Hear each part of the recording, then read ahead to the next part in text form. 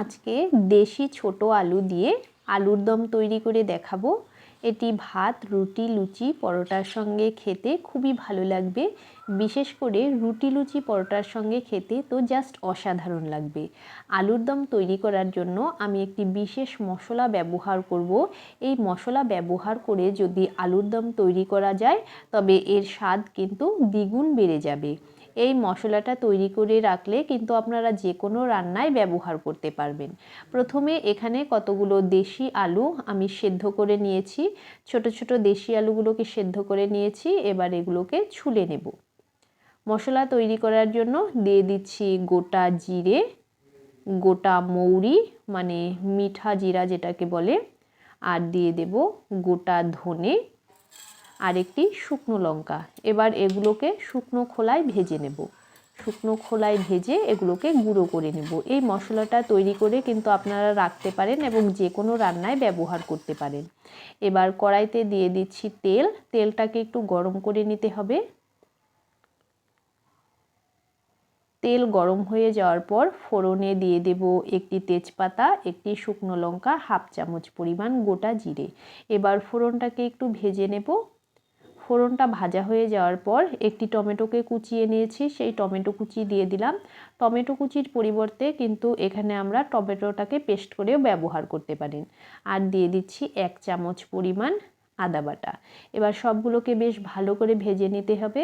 যতক্ষণ না পর্যন্ত আদার কাঁচা গন্ধ চলে যায় ততক্ষণ পর্যন্ত ভেজে নিতে হবে। আদা আর টমেটোটাকে ভেজে নিয়েছি। এবার দিয়ে দিচ্ছি হাফ চামচ পরিমাণ হলুদ গুঁড়ো আর হাফ চামচ পরিমাণ লঙ্কার গুঁড়ো। ঝালটা আপনারা যেমন খান সেই হিসেবে ব্যবহার করবেন। সামান্য একটু জল দিয়ে মশলাটাকে কষিয়ে নেব। গ্যাসের ফ্লেমটাকে মিডিয়ামে দিয়ে মশলাটাকে একটু ভালো করে কষিয়ে নিচ্ছি।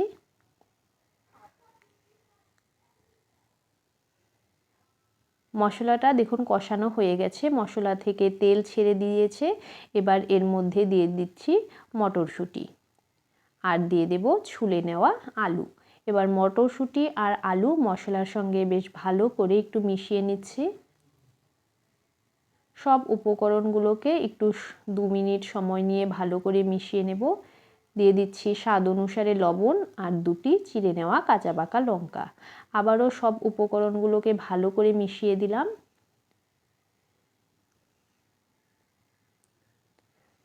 সব কিছুকে বেশ ভালো করে মিশিয়ে দেওয়ার পর এবার এর মধ্যে দিয়ে দিচ্ছি ঝোল।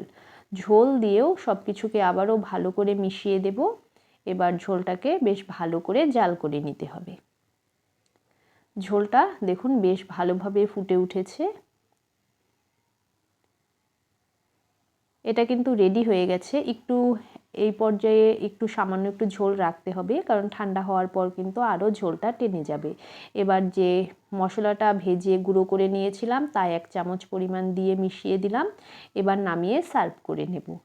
খেতে তো খুবই ভালো হয়, দেখুন দেখেই কতটা লোভনীয় মনে হচ্ছে।